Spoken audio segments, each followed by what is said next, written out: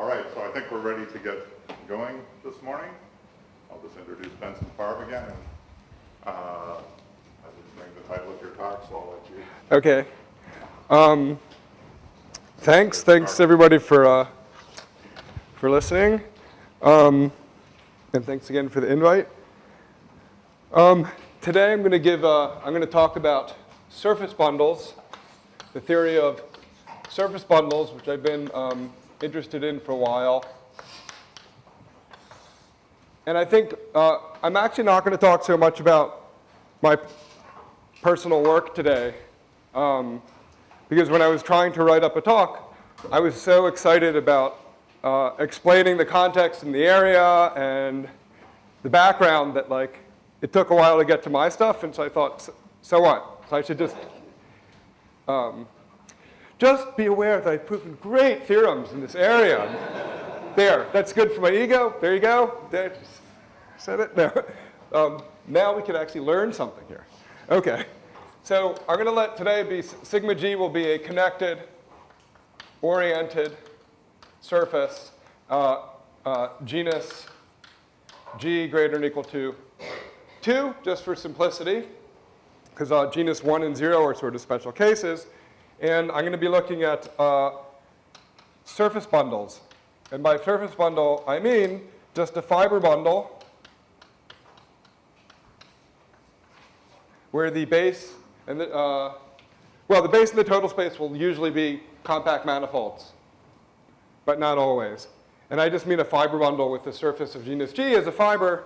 And of course, this means that Topology conference. People know what a fiber bundle is. Yeah. Okay. So let me give the example I always like to start with. If you're given a diffeomorphism of a surface, I'm always going to do orientation preserving, and sometimes I'll say diff, and sometimes I'll say homeo. And there's really not you just have to, by theorems, there's not a big difference.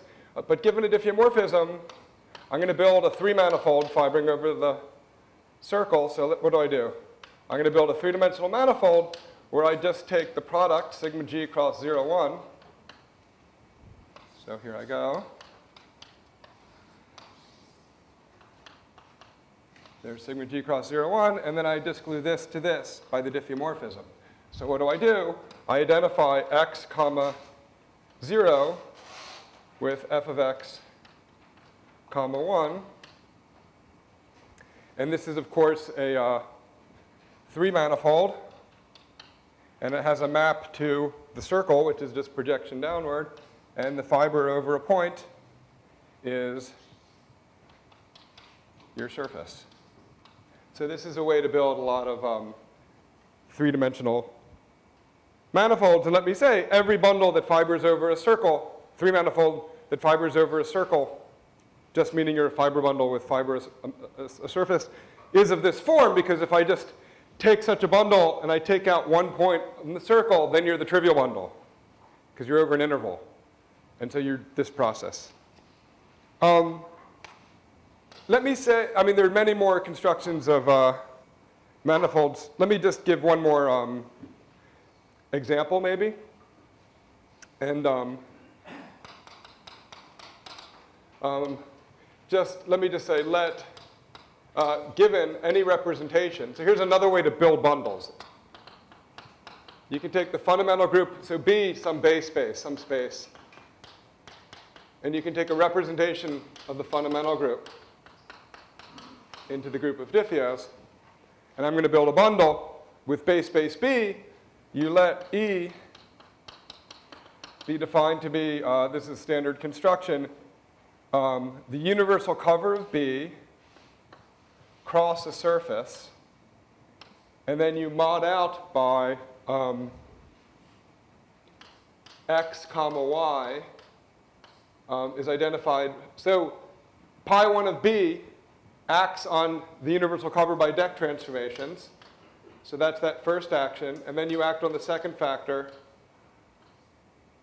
That's rho of G of Y. You act by the representation. This is for all G and pi 1 of B. And just by projection to the first factor, you can check that This has an obvious map to B just by taking the first coordinate. This is equivalence classes of pairs. You just take the first coordinate, and then you check it out, and you get a surface bundle. Any questions? Let me just say, the previous example was B was the circle. This is nothing more. This generalizes that first example, because when B is the circle, pi1 of B is Z, a representation from Z to diff. Takes like 1 to like row of 1. Let's call that F. Define F to be the image of 1. And then B twiddle is the real line. And so what we did is you take the real line, cross your surface,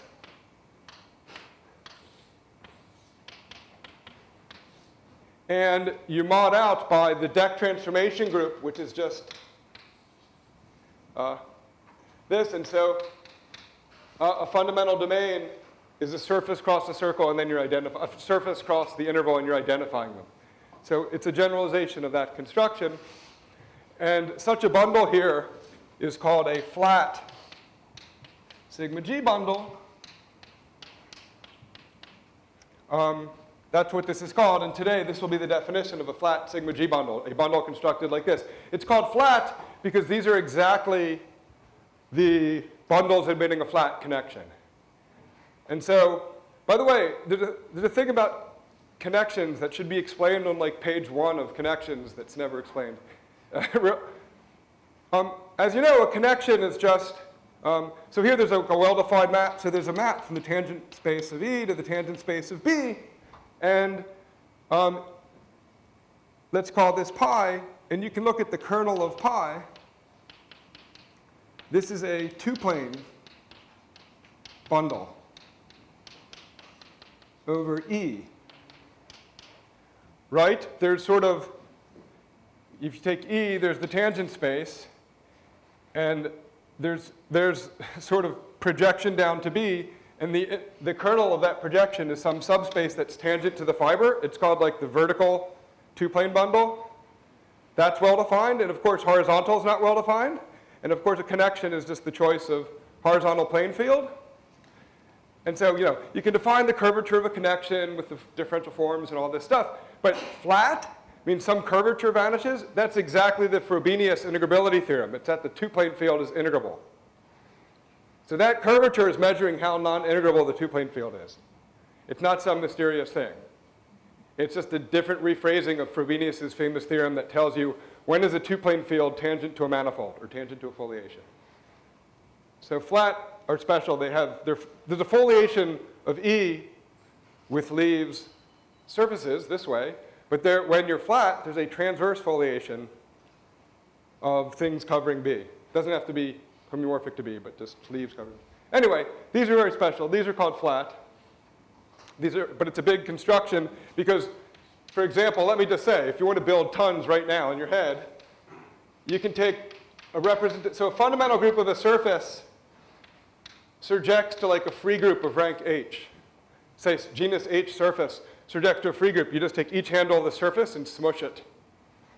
And if there's H handles, you get free group of H. And then you can just stick it any way you want in div plus sigma G. So I'm just saying there's like tons of like surface bundles over surfaces. You just specify any finite number of, any collect H tuple of diffeos gives you one. Okay? And so one of the problems, before I say, one organizing problem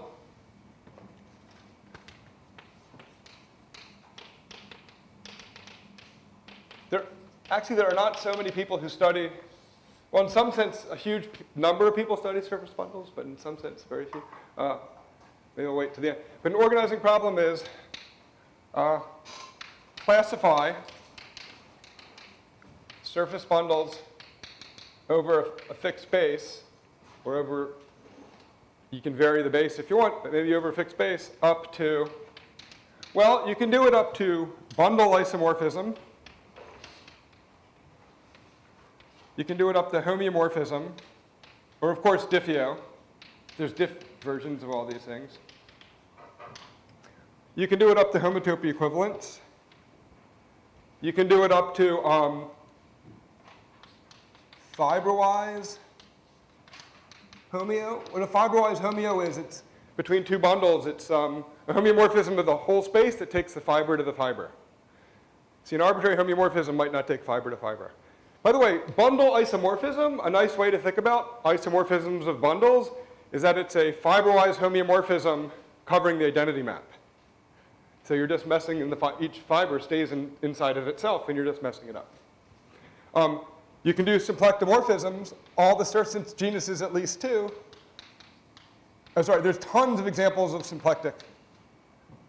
Even Thurston proved, for example, for any surface bundle over a surface, when B is a surface of higher genus, any surface bundle over a surface has a symplectic structure.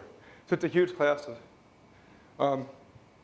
Yeah, I think that's all. Oh, maybe I'll just say biholomorphism. A lot of these are complex manifolds, the total space.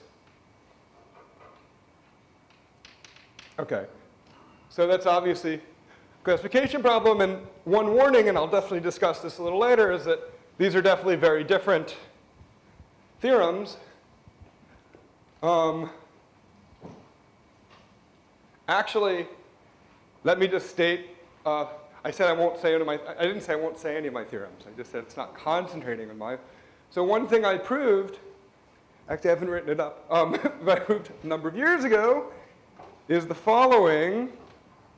So, oh, I should have listed these getting progressively stronger, but let's look at these guys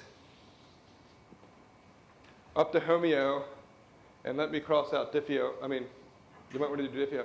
So what I was able to prove is that this is algorithmically solvable. Like, for example, if you give me two triangulations, well, we'll see later how to specify a bundle. There's a lot of different ways of specifying the information. I proved that those ways are equivalent, and that given two such things, you can tell whether or not the bundles are isomorphic. This is over any base space. However, these two problems, homeomorphism or fiberwise homeomorphism, is really close to bundle isomorphism, right? I mean, and in fact, what happened is I thought, so I proved that you can solve the bundle isomorphism problem. Given two bundles, you can tell, sigma G bundles, you can tell if they're isomorphic or not. What I really secretly thought was that I solved like the fiberwise homeomorphism problem, which is a little different. And I was writing it up, and I realized I didn't solve this. I solved this weaker thing, and I thought, this must not be far away, and I couldn't get it, and I guess I'm a confident guy, and so I thought, this must be unsolvable. I cannot get this. No. And actually, I was able to prove it's an unsolvable problem. And so the homeomorphism problem in particular is unsolvable, but even this easier thing is unsolvable. So the homeomorphism problem is unsolvable. We all learned that the homeomorphism problem for closed four manifolds is unsolvable. Given two triangulations, you can't tell if you're homeomorphic or not.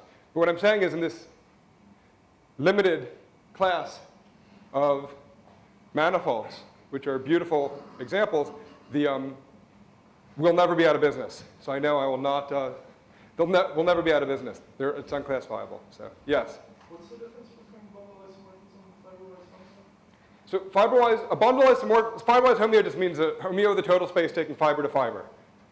So that induces in particular a homeo of the base, right? Because you're taking fiber to fiber.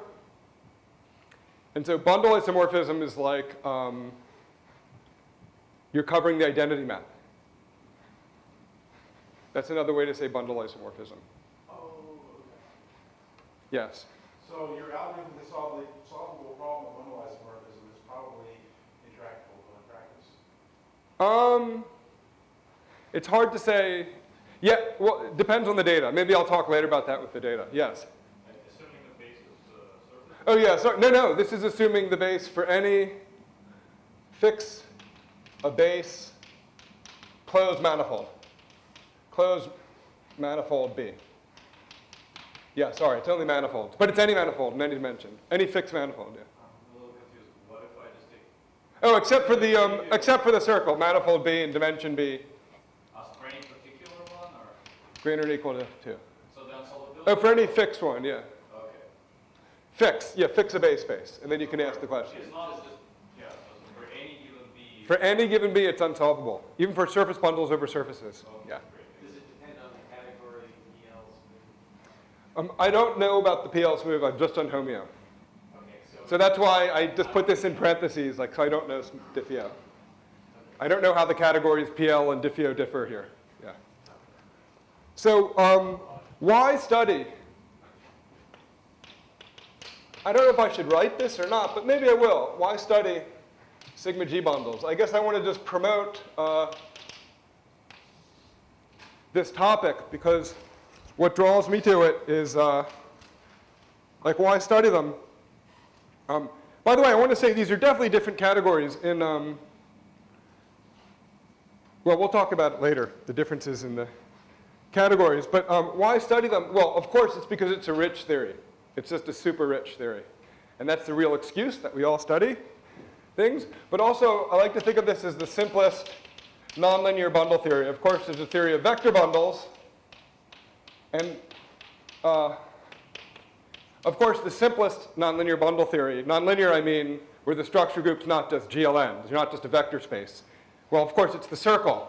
And actually, the theory of circle bundles over things is a pretty rich theory, but it's also like, you know, only so rich, because it's the circle. And the complexity jumps up dramatically when you hit surfaces. I mean, also in algebraic geometry, well, we'll talk about that in a sec, but, you know, they don't see circles. Those guys don't see circles. In complex, usual algebra. But in the theory of three manifolds, here's an amazing theorem. Maybe I won't state it as an official theorem. It's due to Agel and Wise and Kahn-Markovich. It's a very hard to believe theorem that this is true, but the following is true. Almost every, in particular, e.g. all hyperbolic, three manifolds, closed three manifolds, are, now I'm not going to say they're equal to, they're homeomorphic to, but they're finitely covered by, up to a finite cover, a surface bundle over a circle. So that construction I gave was everything, basically, all three manifold theory. That's a very recent thing. It's a famous, famous conjecture of Thurston.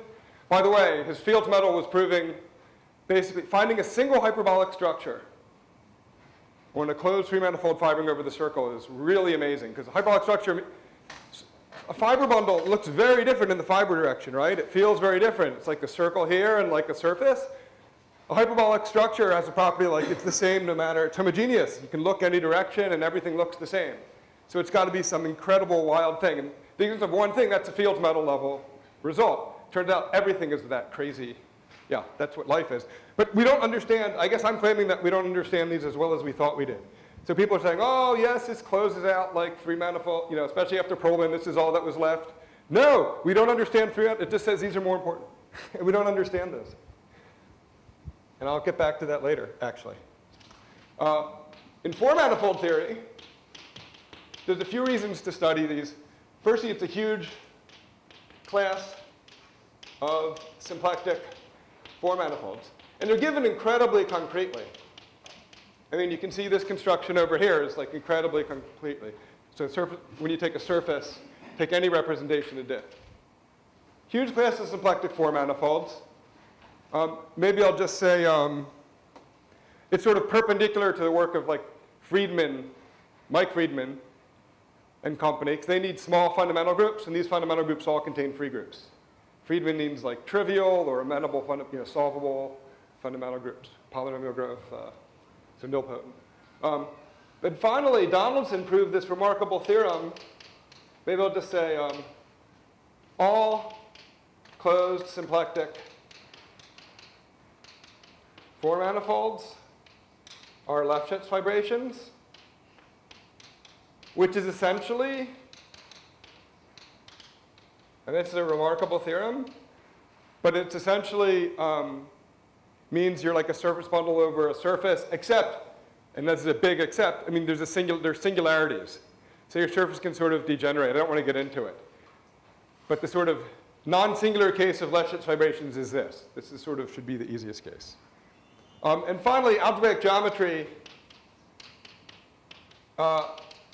its families of curves. Basically, all I'll say is, in the study of moduli space of Riemann surfaces is intimately related to everything I'm talking about.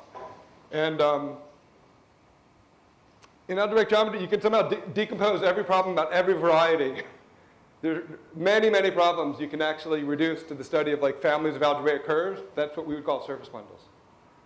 So anyway, so let me just though, great. So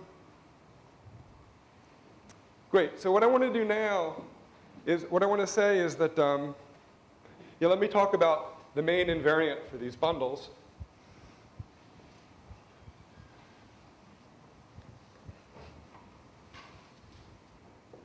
And it's called the monodromy representation.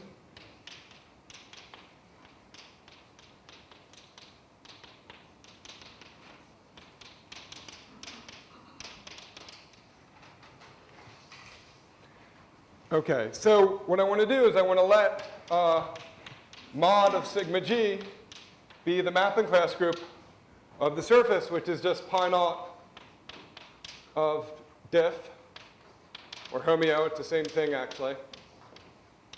It's just the group of homotopy classes or isotopy classes of diffeomorphisms of the surface. So if you're given any bundle, so, oh, I just erased it. Remember before,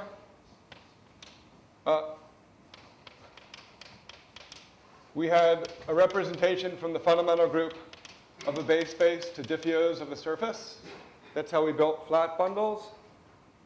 Well, you can just project down to the mapping class group where you just take a homeomorphism to its homotopy class. This is a finitely generated group. There's a whole theory of that. By the way, the tie-in with, if you know about the moduli space of Riemann surfaces, which I'm sure you've heard about, the mapping class group, I'm not going to mention this anymore in the talk, but the mapping class group is the orbifold fundamental group of this. And this is a k-pi1 space in the appropriate category. So the mapping class group like determines lots of stuff about this. So great. So you get a representation, any representation for flat bundle, you get this representation to the mapping class group, but it's totally general. Given any bundle, you get a representation. So there's a few ways to look at this. So you get a representation from pi 1 of B to the mapping class group of the fiber. And it's called the monodromy representation. And how it works, let me try to draw. As you can see, I only know one manifold. No, I guess I know two manifolds. What the monodromy representation is, remember a fiber bundle locally in the little neighborhood, you are a product of your little open set in your base space across the fiber. And so if you give me a loop, so give me an element of pi 1, homotopy class of gamma, what I do, I start following gamma along. And locally, I do have this well-defined, I cover in charts. And I start taking points that are in the same chart. And I just project, and I move my surface along. You can do this like with the Mobius band, of course. We all know this picture. You do this projection, and when you come back, you get a diffeomorphism of the interval. Here you get, you come back, you get a diffeomorphism of the manifold. Now this is not well defined. I could have a homotopic path. I'm going to get a different diffeomorphism, but it's easy to prove you get something that's homotopic to the original. And so you get a map like this. Another way I like to look at this, by the way, if you look at the long exact sequence in homotopy, it gives you this.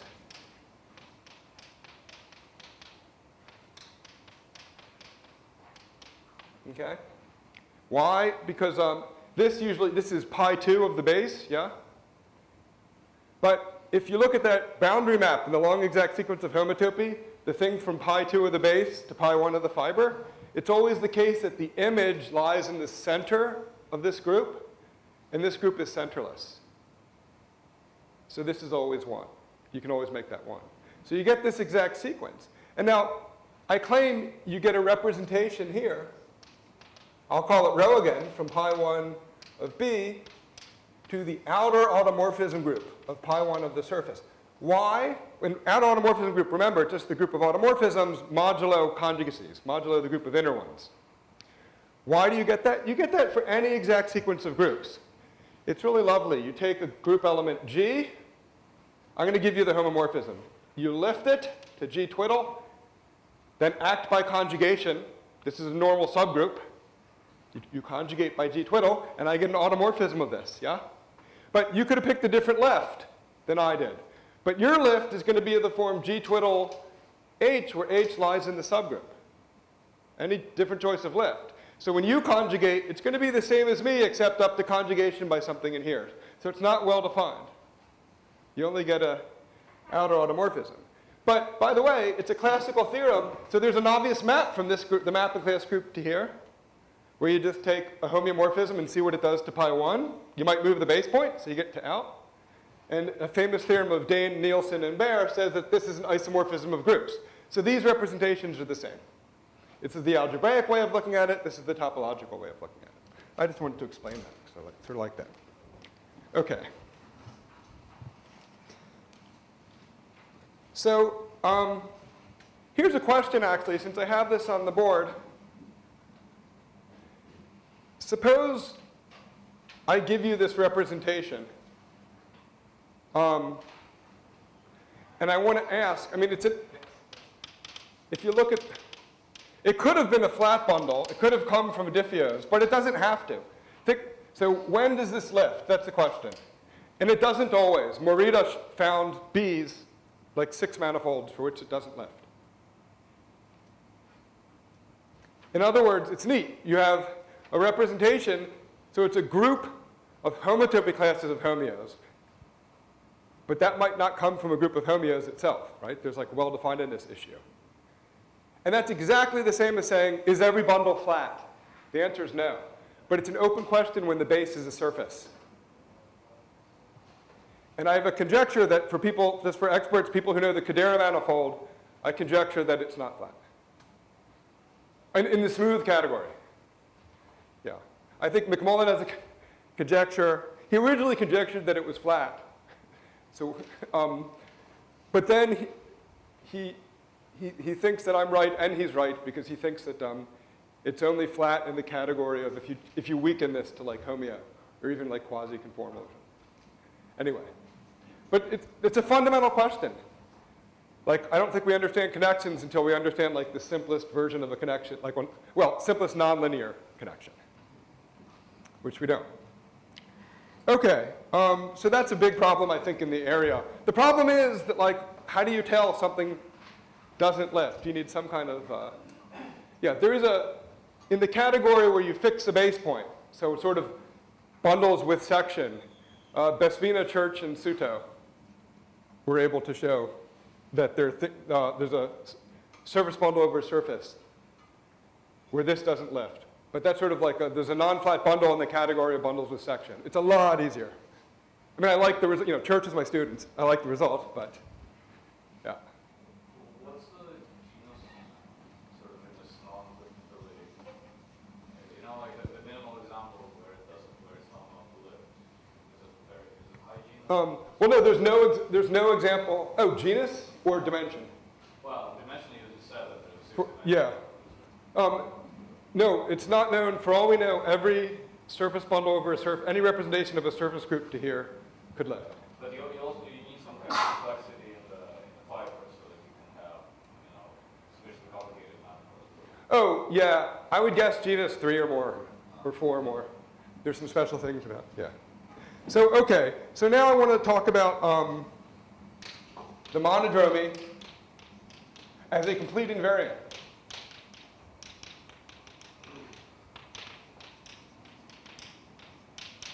I sort of want to explain what's going on here. Wait, when did the talk start?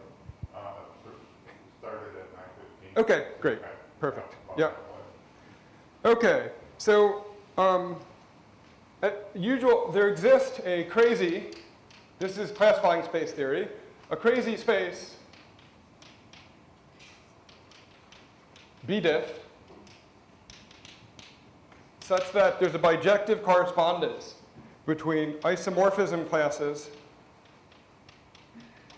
of surface bundles over a fixed base space. So you fix the base space B, paracompact, some reasonableness, and homotopy classes of maps from B into this space. Okay? Okay. And by the way, there's a really cool model for that space. In fact, that space is unique. It's one of these general things in algebraic topology. It's like a k-pi1 space. Same thing, classifying space. But, this is really lovely. How it works is that you just need any space on which the diff acts freely, and then the quotient will be this. So that's called ediff. So bdiff equals ediff, which is, we need a contractible space. Contractible mod diff, where the action is free. So you just have to find some contractible space. Now Milner proves this exists in general by abstract nonsense. It's useful. You'll see why. I mean, the abstract nonsense you can never, this is my problem with abstract nonsense, is that, in and of itself, you'll never prove anything. I'm sorry, you'll never prove anything with abstract nonsense, anything of any worth. What it does, it gets you to the hard geometric, it peels away all the red herrings and gets you to the hard geometric issue. And I'll give an example of that here. So it's incredibly useful. I love abstract nonsense for its usefulness in getting to the heart of the matter. But my complaint, you shouldn't stay there. But by the way, here's the thing I just learned recently. This might be due to Soren Galatius. I learned this from Tom Church. Here's a really obvious thing. I don't know if this was super old. Maybe someone could tell me here. Was this known as a classifying space for the diffeomorphism group of any manifold? This isn't about surface, it's about manifolds. Ready? Look at the space of embeddings. This is so similar to René Thom. But I don't know if Thom ever said this. Maybe he didn't. You look at the space of embeddings, I guess we're doing surfaces here, of a surface into R infinity. That's it. That's contractible. Check it out. Do it. It's contractible. Exercise. But obviously diff acts freely by taking embedding precomposed with diff. And it clearly acts freely. Done. So it exists. Yeah. Does anybody? They must have known that. But I've never seen it in a paper. No one used it for geometry. Yeah, that's the thing. You don't need to know what it is. Even for finite, even for, when your manifold is finite, no one's used for that. Right. So this is great. This is a typical theme in topology, right? And by the way, over this space, there's an obvious bundle. You can do the construction I did to make a flat bundle? You can do that. And so there's a bundle over bdiff. And so this is a really beautiful concrete thing. Namely, look, if you give me a map from B to bdiff, there's some bundle over bdiff, some universal bundle with fiber of the surface, and you just pull back the bundle and you get, that's this way, and anyway, it's really nice. But this is all worthless because we don't know what bdiff is, and so what? But here's where the math comes in.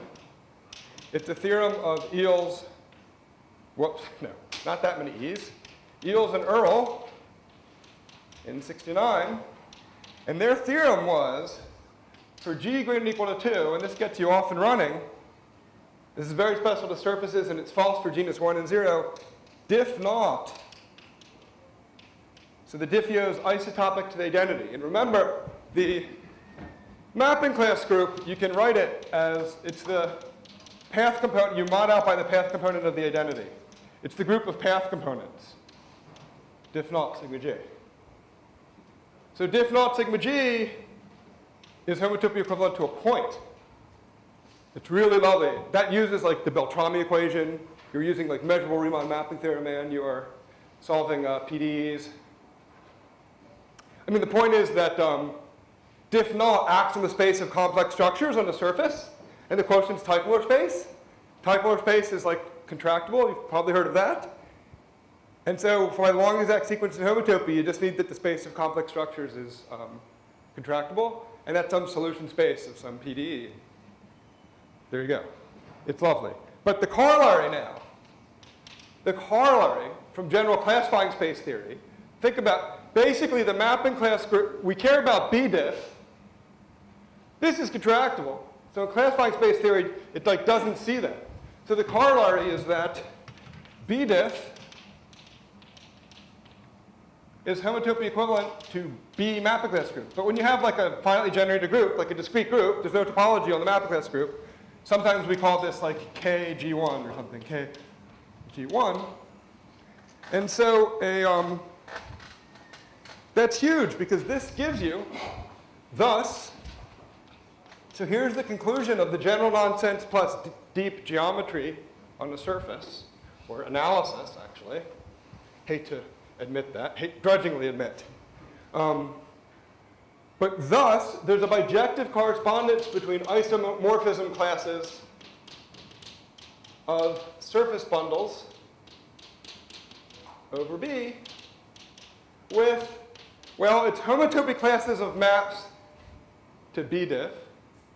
That's the same thing as homotopy classes of maps to B mapping class group, right?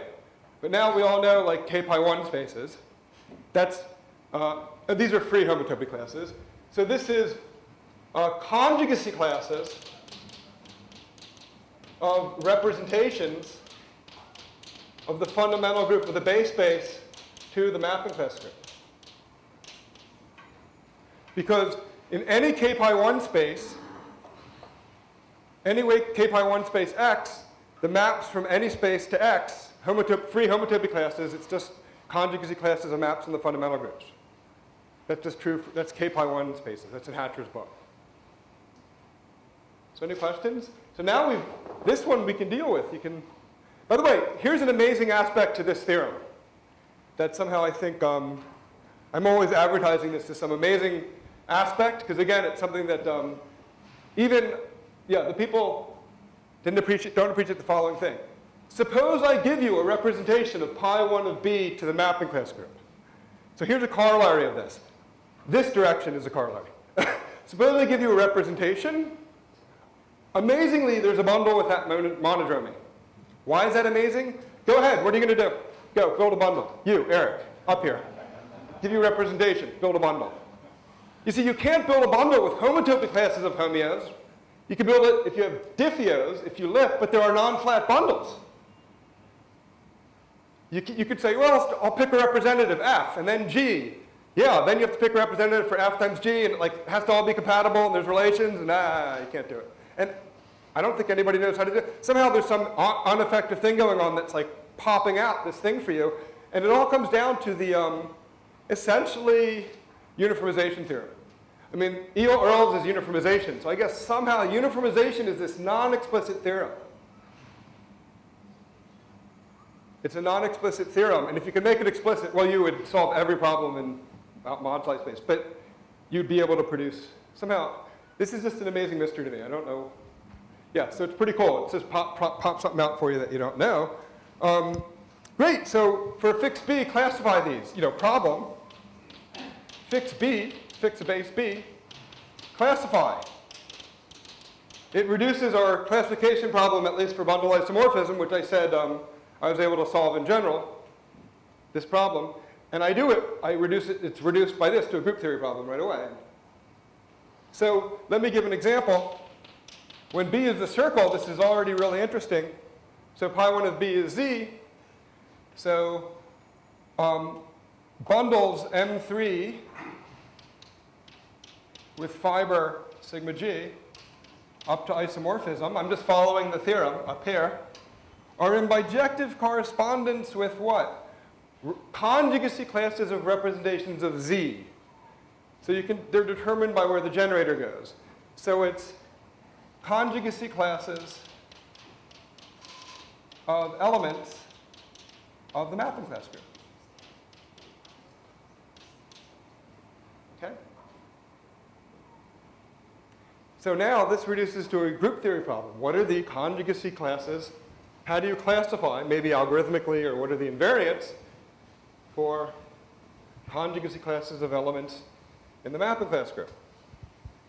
And it's a theorem of a whole bunch of people. Well, I guess originally it should be credited to Hemian, but later lots of other people did much better algorithms. Hemian's thing was one of these things you could never actually, it's not even e to the e to the e to the e to the, but Hemian proved the conjugacy problem, which asks in the Mappa group, that's the problem which asks, given two elements, there's actually known generators for these stain twists, and given two elements, when are they conjugate or not?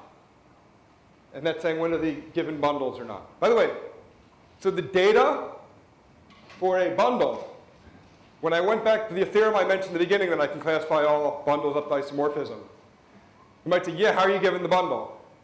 There's two ways. You could be given a triangulation. If you give me a triangulation, I can produce the monodromy map, even though you're not giving me the fibering.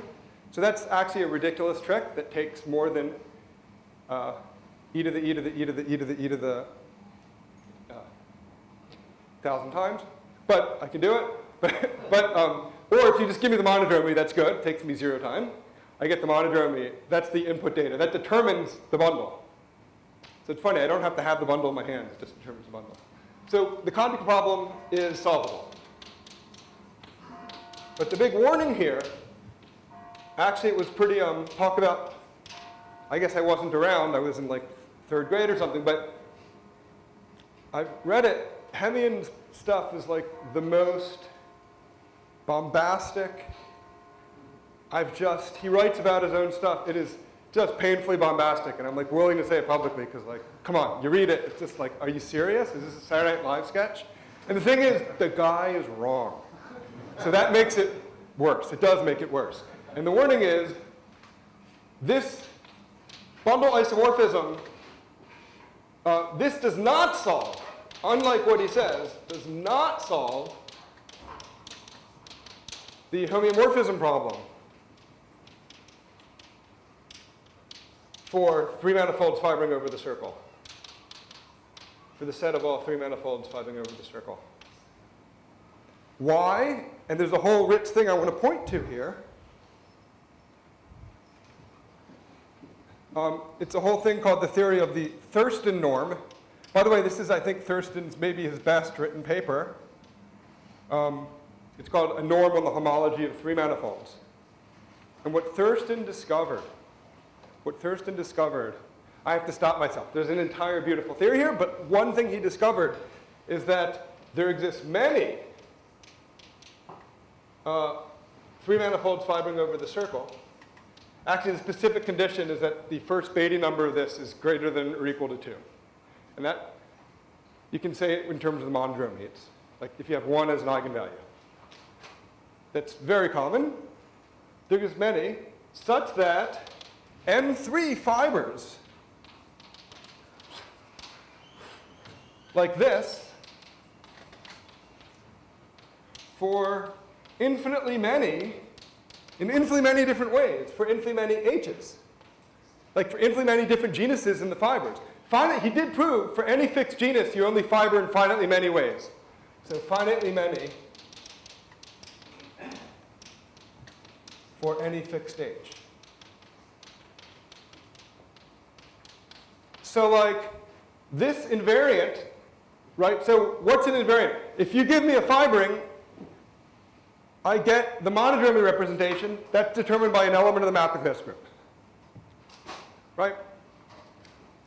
Element of the mapping test group. So if you want to know, you come with 2 3 manifolds that fiber over the circle. We each have a monodromy in the mapping test group. Maybe it's even the same genus mapping test group. I'll even give you that. And you could say, are they conjugate or not? Okay? If they're conjugate, then our 3 manifolds are the same. This is an exercise. If you give me a homeo, you know the construction I did in the first minute of this talk. You take a homeo, you glue the 2, surface cross interval, and you glue the 2 manifolds with the homeo. Of course, if you change the homotopy up to homotopy, if you isotop the homeomorphism, you don't get a different 3 manifold. If you conjugate the homeomorphism, you don't get it either. You get the same, you're just changing the names. So if you're the same conjugacy class in the mapping class group, then the 3 manifolds are homeomorphic. But if you're not the same conjugacy class, it's true, the bundles are not isomorphic. But you could accidentally be homeomorphic in some completely different way. Do you see what I'm saying? That's what there's different ways of fibering, even with genus G surface. So you have to, the way to solve this is you have to somehow enumerate. Actually, nobody's written this down, and it's non-trivial from Thurston theory. Someone someday will write this down, that Thurston norm is computable. So another way to say this, you have to be able to enumerate all the ways of fibering. So here's how you solve the three-manifold problem. Let me just say it publicly. For surface bundles over the circle. And therefore, for all hyperbolic three-manifold. You can do this using hyperbolic geometry, but anyway. What you do is you're given two manifolds fibering over the circle. You first figure out what the minimal genus fiberings are. You have to enumerate all the fiberings and figure all the, that's a big thing to do. But then you say, what's the minimal genus fiber in the fibering? They better be the same or you're not homeomorphic. If they're the same, you check. What are all the fiberings? You have 5 ways and I have 5 ways of fibering. First, you better have the same number of ways of fibering. Suppose that's true. Then you check for each one of your fiberings and each one of mine, you check, are the monodromies the same? One of those has to be the same to be homeomorphic. So either you're homeomorphic, in which case you'll detect it from the monodromy, or not, in which case all the no monodromies will be conjugate, no pairs. That's what you have to do. So that's what he didn't see. Which, sorry, I'm going to call somebody who's that bombastic. I'll call him on it. This is moral of the story. Don't be bombastic, unless you're right. And then, you know, it's okay. Okay. So, yeah. I mean, let me just, yeah, how to finish the talk. Yeah, I mean, I could just go on. I was actually thinking, I'm not going to do this. My third talk will be absolutely disjoint from the first 2 talks. But I was tempted to sort of continue this talk for another talk. I could just talk forever here on this stuff. Because, but let me just,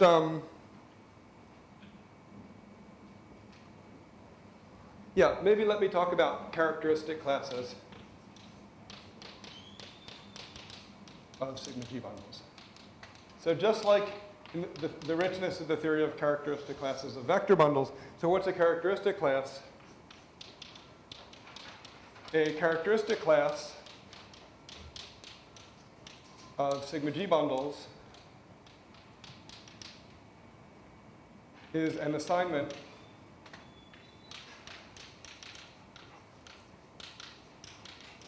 for all, I'll just say nice, you probably need like paracompact Hausdorff, nice spaces B. It's an assignment that takes for all nice spaces B, and for all bundles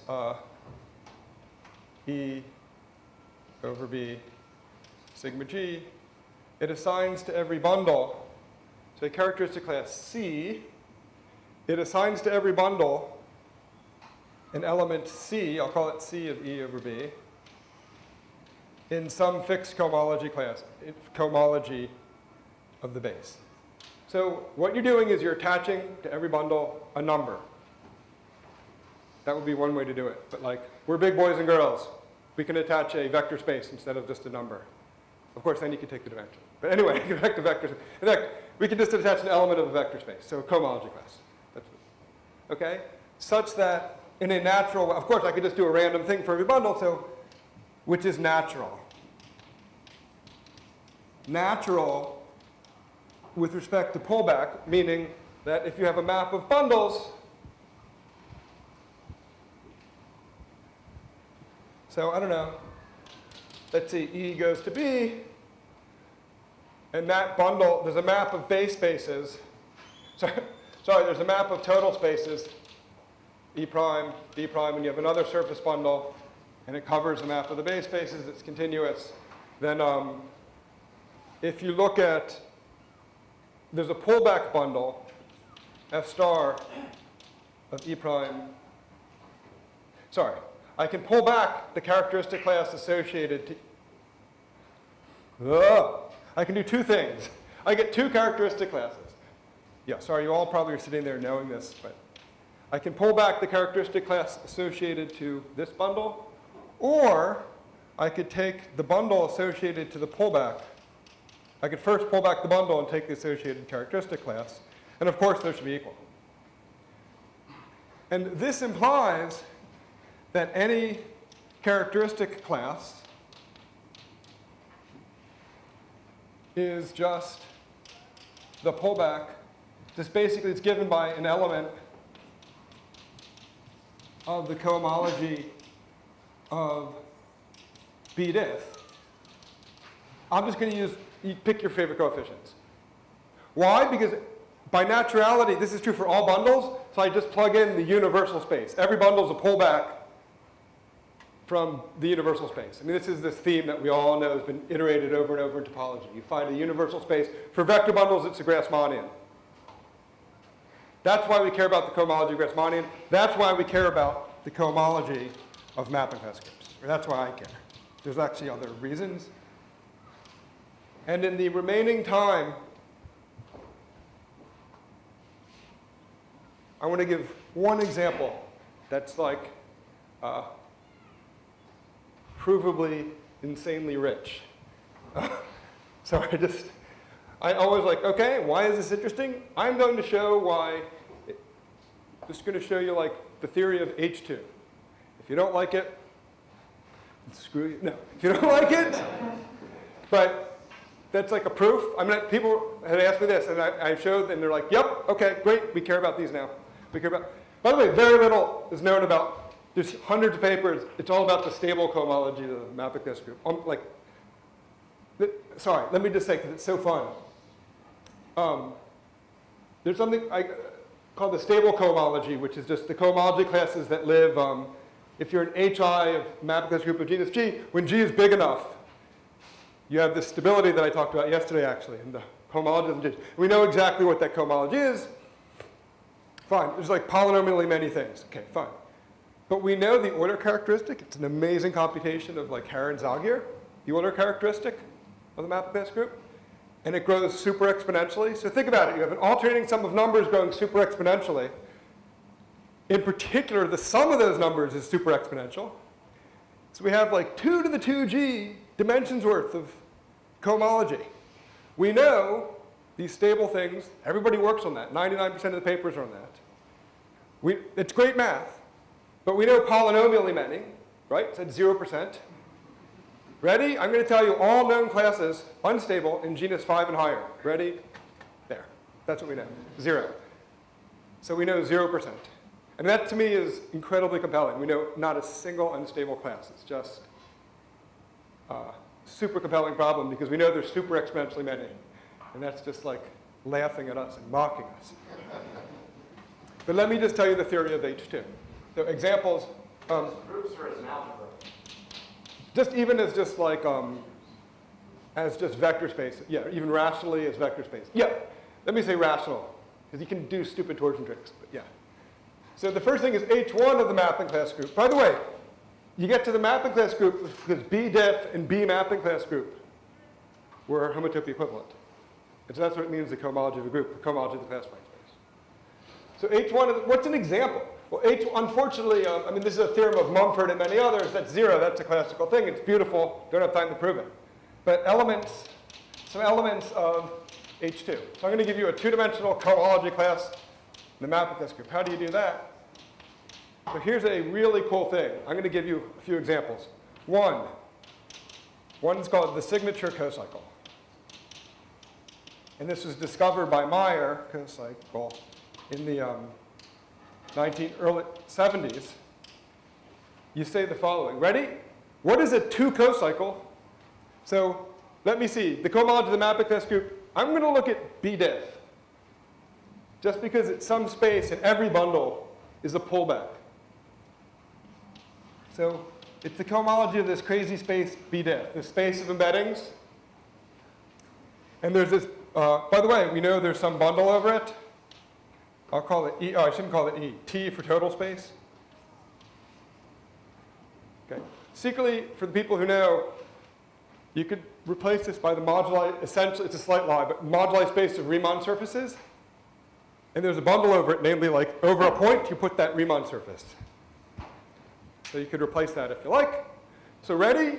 And it's the cohomology of this space, right? I'm supposed to give you a 2 cocycle. How are you going to do that? Well, what is a 2 cocycle? It eats the 2 chain and gives you a number. 2 cycle. Well, as you know, every 2 cycle, this is in Hatcher, was known before Rene Thom. Every 2 cycle is represented by a map-in of a surface. Any 2 cycle in any space is just homologous to just the fundamental class of a surface. So I have a surface mapping in. Okay, I need to give you a number. Here's the number. I pull back this bundle. I'll call this bundle psi. So I can take f star of psi. That's a bundle. So I get a 4 manifold. F. I'll call it, ooh, I shouldn't call it sub f, but whatever. Does everybody understand? I'm just pulling back that bundle, right? Think of it as a surface in this universal space, and over every point I have a surface, and so that's the bundle. I have this bundle. It's a 4 manifold. I take the signature. And of course, signature, just to remind, for grad students, the signature in a 4 manifold, on H2, you have an intersection pairing. On homology, given 2 cycles, you can represent by manifolds and look at their intersection number. That's a pairing on homology. And the signature of that form, you get a bilinear form. The signature is the signature.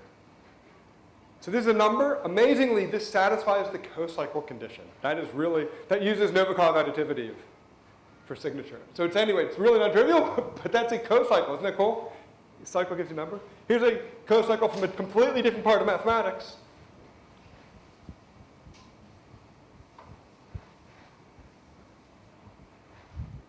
Sorry. Okay, good. Oh, 2 minutes. Good. I can do it. That's 1. Here's a co-cycle. I look at this bundle here, and there's a look at the 2-plane bundle. So you can look at the vertical bundle over B diff. So what is that? That's just, remember, this 2-plane bundle. Oh, it's not over B diff, over the bundle over B diff. Yeah, over T. So there's some other space where it's R2.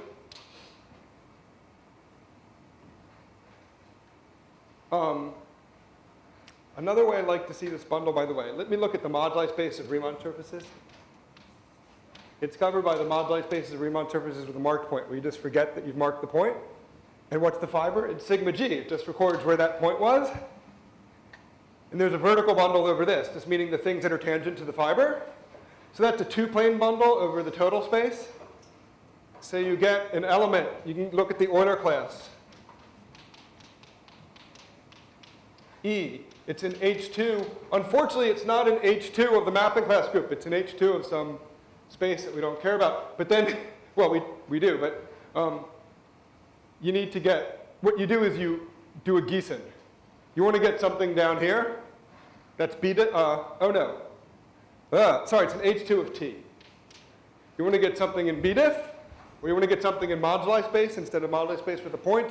You take, and these are what the so-called MMM classes. What you do is, I don't know, how do I get a class? I integrate my class over the fiber. Well, that's stupid, because just integrating this is just a 0-dimensional, well, let me take the I plus first power and integrate. And this is an element of H2I of the mapping class group. Finally, there's one more thing, just for experts. Moduli space is a Kähler manifold, so you get something called the Weil-Petersen 2 form. It's the Kähler class. In H2, it's the Kähler class. And ready? I will end with the theorem of Harrer from the 1980s. H2 of the mapping class group with rational coefficients is 1-dimensional. Corollary.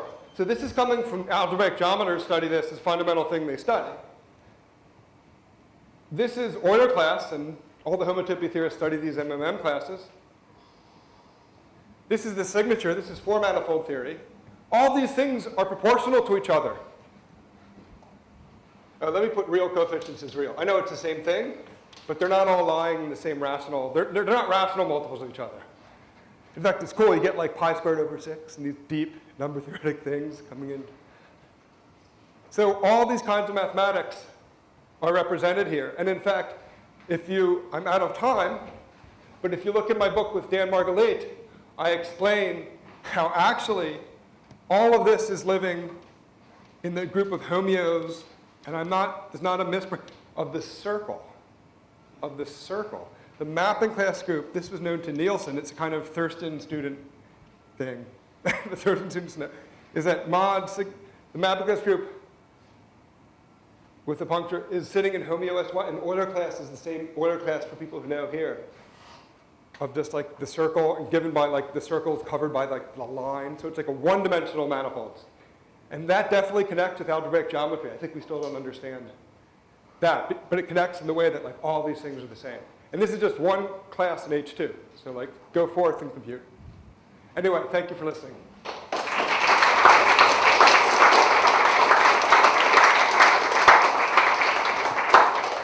Any questions?